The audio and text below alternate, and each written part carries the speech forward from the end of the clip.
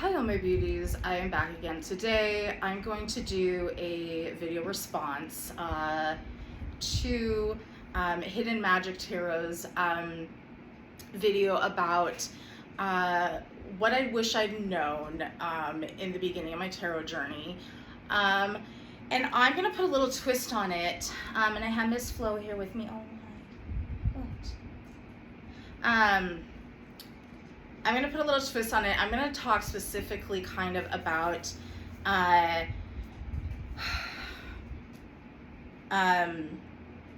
losing my train of thought. Doing tarot like specifically for like doing love readings, looking at love, at the heart. Because I am somebody who sort of reluctantly and begrudgingly has gotten into love readings. Just bring it. Okay.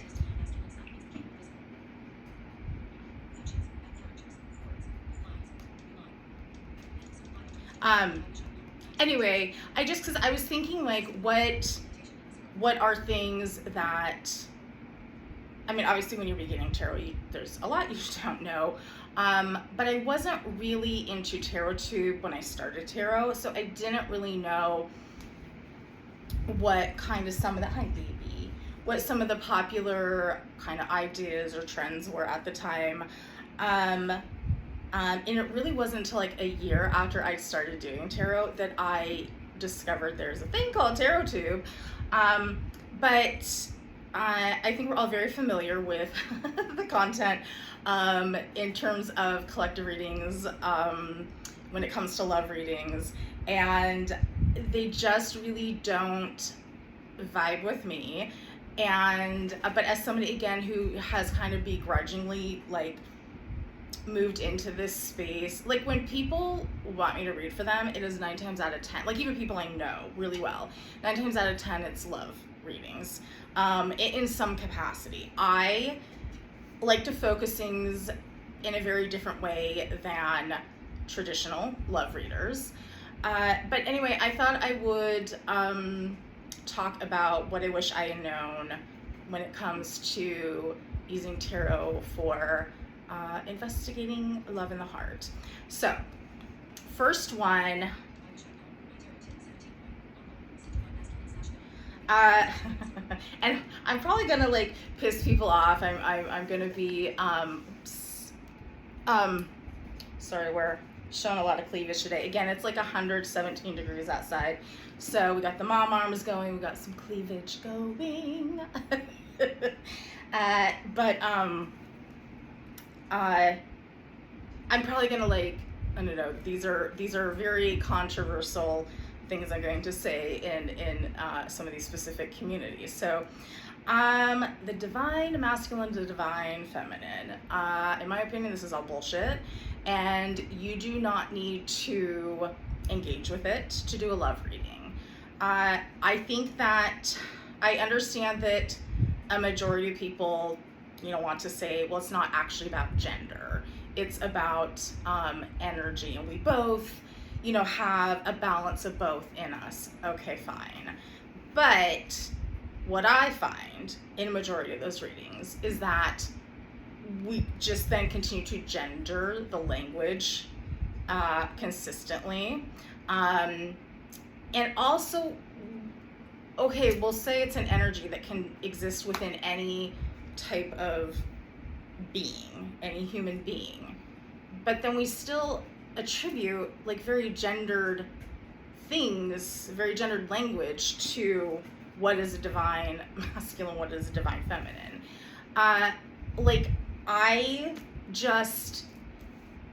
for like a hot minute talked about divine masculine and feminine energies, but it just never felt comfortable. It never sat right with me, and I very quickly let that one go.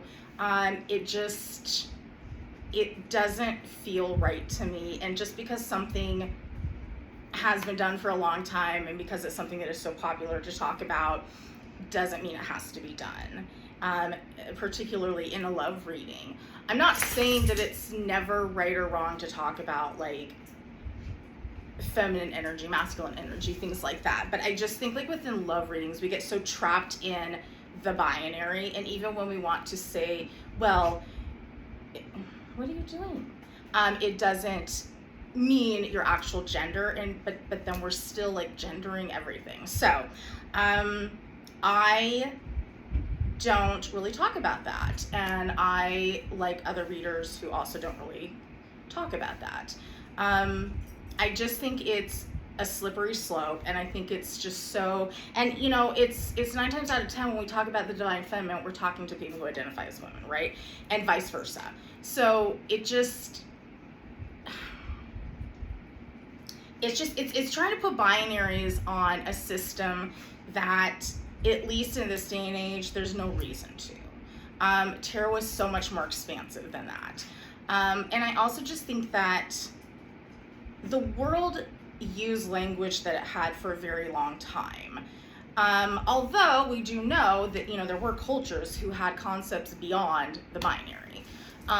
But, you know, we're using language to say, to be in a masculine energy. It is there for these very, hey, come here.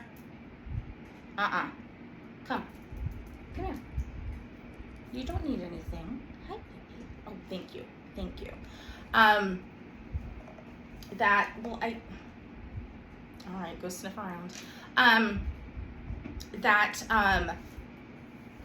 Anyway, it doesn't need to exist, and I am here to say that if that is something that also makes you a little uncomfortable, a little queasy, a little unsure of, I am one person who says that's okay, and follow that intuition of yours. This is kind of along similar lines, twin flames. I do not believe in twin flames. And if you really understand what a twin flame is, it's really about you and your relationship to yourself and learning to love yourself. But I just don't really adhere to the whole twin flame thing. I think that, and again, if you really do your research and understand it, if it does exist, it's a very rare thing. And there are people out here acting like we all have a fucking twin flame, and that's just, even again, if you understand it and research it, that no, it's rare. It's not. What are you doing? What are you doing? Why are you sitting over there? Do you need something? I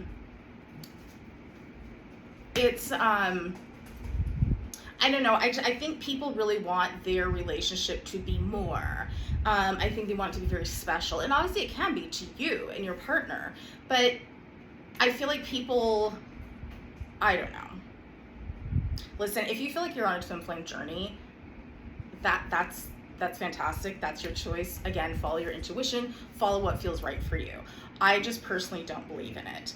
I think it's just something that people want to put this label on their relationship so it sounds more extraordinary, more spectacular than it actually is.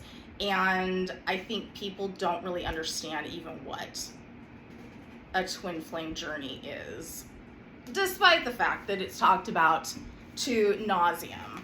I just, and to think that a majority of people have a twin flame, that's not even, the research doesn't support that. The you know, material that exists on what a twin flame is, it doesn't support that. So I don't think that is something you need to bring into a love reading in terms of when we're talking about, you know, why do we even need to label what a relationship is, right? Like you can have a relationship that has depth and meaning and purpose, and it doesn't have to have these labels. So, yeah. And again, similar kind of threads here. High vibration and low vibration. I don't apply that to anything. I don't apply that to my witchcraft. I don't apply it to my tarot. I think we have really weird concepts of vibrate. I do believe in like vibrations. I do believe in frequencies. And I know what people mean when they talk about like this higher vibration, lower vibration. But when we're literally talking about vibration, there can be a harmony between lower and higher.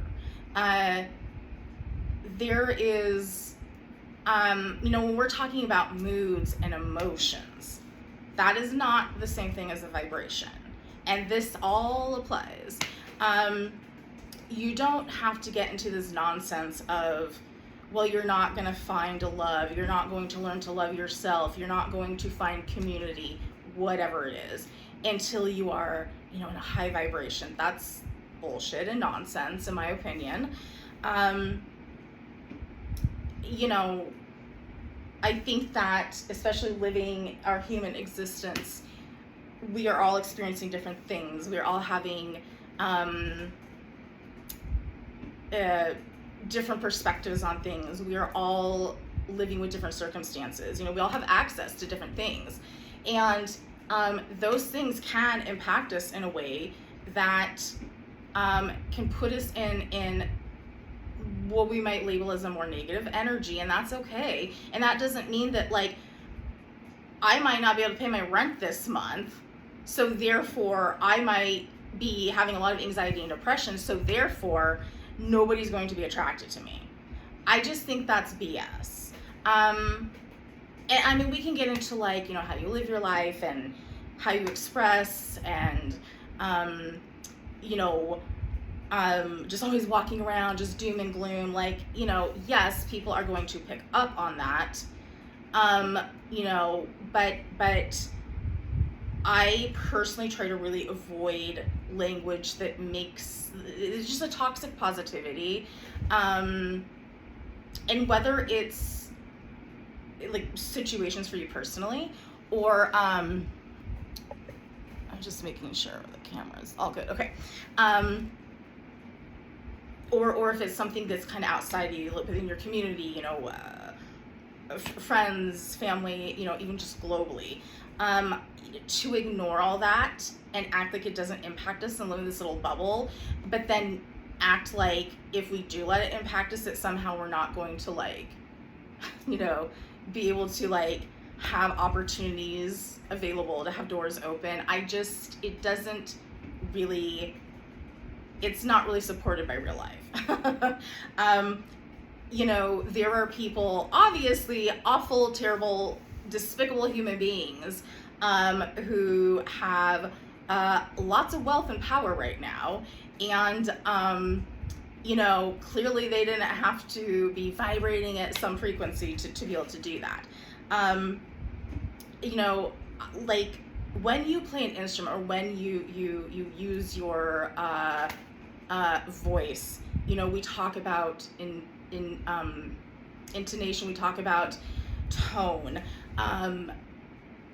There are different qualities that exist in those tones that are beautiful, that are gorgeous.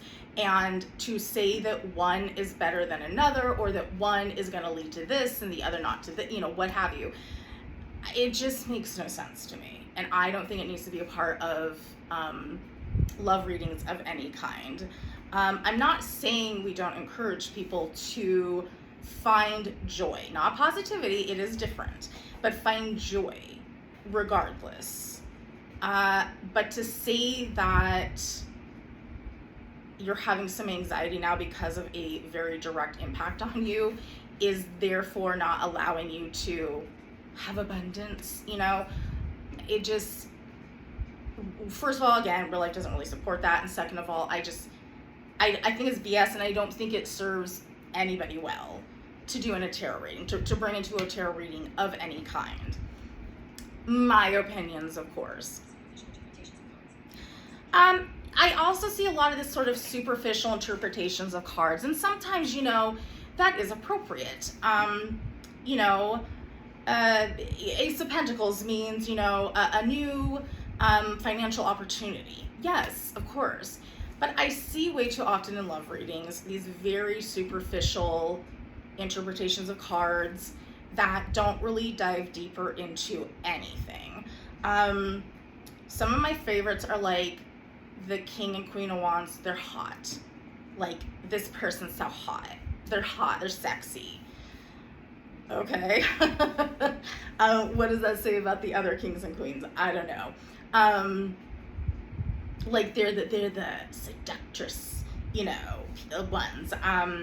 The king of pentacles is an older man who is wealthy. I mean, it's just, I don't think it works well in tarot. I don't, because then, and yes, okay, people who are getting a reading, whether it's a collective reading on YouTube, whether it's a personal reading, regardless, you should not be allowing tarot to guide your life. You should be making your decisions for you. You should always be using discernment and listening to your intuition. But nonetheless, the average person might hear this information and they're not looking at the opportunities that are really in front of them. They're looking for the rich old dude who's going to support them financially. You know what I mean? Like, and not that that might not exist. I don't know. I'm not even articulating this properly. I just think that we get into these very rigid interpretations of the cards with love readings, and they don't serve anybody well.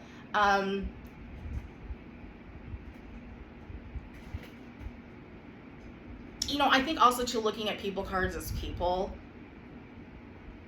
can be very problematic as well. Just because we pulled, a Queen of Swords doesn't necessarily mean we're talking about an external human being. And again, to keep that line so rigid in tarot, it can be very problematic, and I think it can lead to some very, regardless of your intention, but I think it can lead to some very inauthentic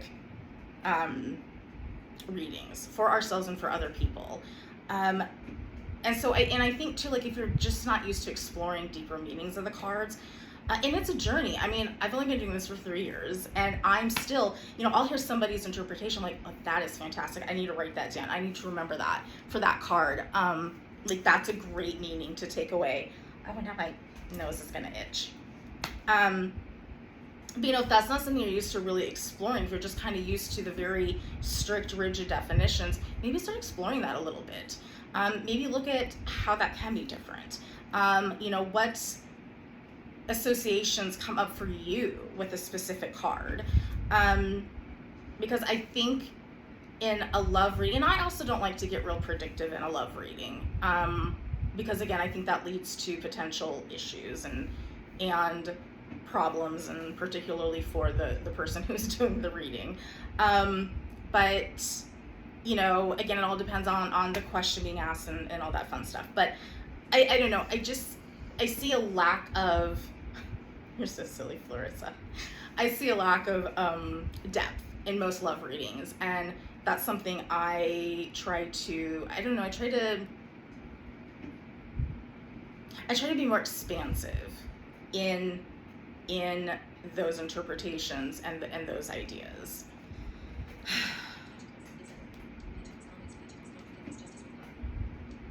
And then my last one is, you can, when doing a love reading, and again, when we say love, it doesn't have to be romantic love, but even when it is, you can still bring in a concept of equity and justice, and even globality, is that a word? We're gonna make it one, into your reading.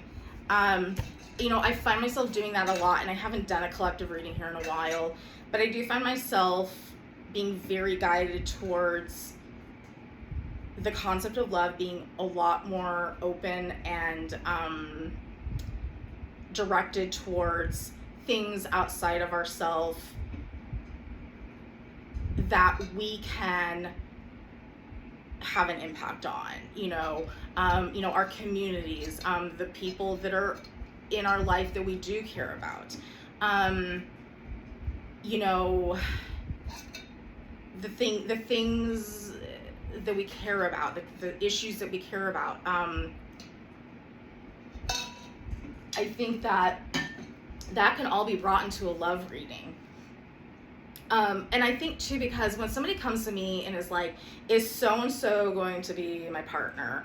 I don't really like to answer that question. I always recommend, well, why do you want it to be that person? How about we look at that? Or why don't we look at, instead of, are you going to be in love? Why don't we look at, why is this so important to you? Or, you know, what are the reasons that, like, love is such a big focus for you right now? You know, things like that, where we can dig in deeper and we can find a little bit more depth and to the reading, and also maybe answer some questions for you that you haven't really thought of that you need in that love journey. I know what. Do you want out? Do you want out? Almost done. Almost done. I got your tarot. So yeah, I think that looking at the cards, even in a love reading, looking at them beyond specific to like relationships, like how else does love exist in the world? You know, and of course I was bringing it back to like love for yourself, because if you don't love yourself, what's the point? You know, you can't really love anybody else. Isn't that right, Flo? Isn't that right? Yeah, you might be. Yes. Isn't that right? Isn't that right? Is it too smelly in here for you? She keeps like sneezing. But I think that, I don't know, when I came to realize that like this is kind of where I'm being guided at this point in my life, is to do love readings, and again, not necessarily romantic, but they do tend to go that way a lot of times. I didn't want it to be like everybody else. I didn't want the focus to just be on the typical type of love reading. I wanted it to be more expansive. I wanted it to be, obviously, you know, not dealing with binaries, not looking at the world so black and white, not looking at ourselves so black and white. And a lot of this is just really me trusting my own intuition and letting myself, you know, be led that way. Not, you know, like watching other content and being like, this doesn't really, like, I don't like this. I don't like this language. I don't like this concept. I don't like this interpretation. Okay, so I don't have to do it. Like, first trusting my instincts. And then really just, as I was on my tarot journey and learning, I mean, I think we're always learning tarot. I think even somebody who's been reading for 50 years should still be in a, you know, mindset of learning and exploring with tarot. But especially those of us who haven't been reading that long, you know, I think it's a kind of a lifelong process. It's just always, I think it's just being open-minded and available to what interpretations come for you. And as an intuitive reader, I don't even always go with traditional meanings of the cards. I'm really led by where my intuition is guiding me. You know, a lot of times I'll pull cards and I'll immediately get a phrase or a word in my head, and it might not make sense based on traditional meanings, especially if you try to break it down, but I just know that that's what the meaning is, or that's a part of it. But I just really allowed myself to learn, and I still am learning and exploring the cards, and obviously different decks. I just got in a new deck today. I don't know why I looked over here like it was over there. And I was playing with it, and it was giving me very similar answers to another deck that I've been working with, but in a I think a more matter-of-fact, more blunt way. And I want to say darker, but not in a negative way, but just, I don't know how else to put it. Not darker, just, it was like the same, it was the same, answers and guidance, but just phrased a little differently. So, and I think that's another thing of getting used to that with your decks. Like, how does this deck speak to you? There's days where my decks, I say they're not chatty. And people are like, what does that mean? And I'm like, sure, if you just want to pull a card or pull some cards, that's great. But I think too, if you're really working on trusting your intuition as you pull cards, you kind of get used to understanding what that feels like. And I'm like, well, the cards are not chatty today. So, but yeah, I don't know. I just kind of wanted to put this in a kind of specific twist on the love readings, because I don't think there's a shit ton of content with collective love readings, but I feel like those of us who just kind of talk about tarot in general don't talk a whole lot about kind of the specific way in which you can do a reading, and particularly when it comes to like a love reading. And again, because it's kind of against my will, it just kind of seems like that's where I'm being led to. I don't want to say focus my tarot energy, but it's not even love. I don't even want to say love. Maybe it's just like heart-centered things that are emotionally impactful, emotionally fulfilling, that really just, I think, interesting, this is the word coming to mind, but trigger the emotions, but also then help us find balance with the emotions. That's just really where I've been led to do readings, whether it's for myself or other people. And so I just decided to put this little twist on that. So anyway, I would love to hear your thoughts, your comments. Do you agree, disagree with any of these things? What do you think? And again, thank you at Hidden Magic Tarot for and I told you I would do this. I just said I want to get it done right away, and 3 weeks later I'm getting it done. So, but anyway, thank you guys for watching, and yeah, until next time, we'll see you then.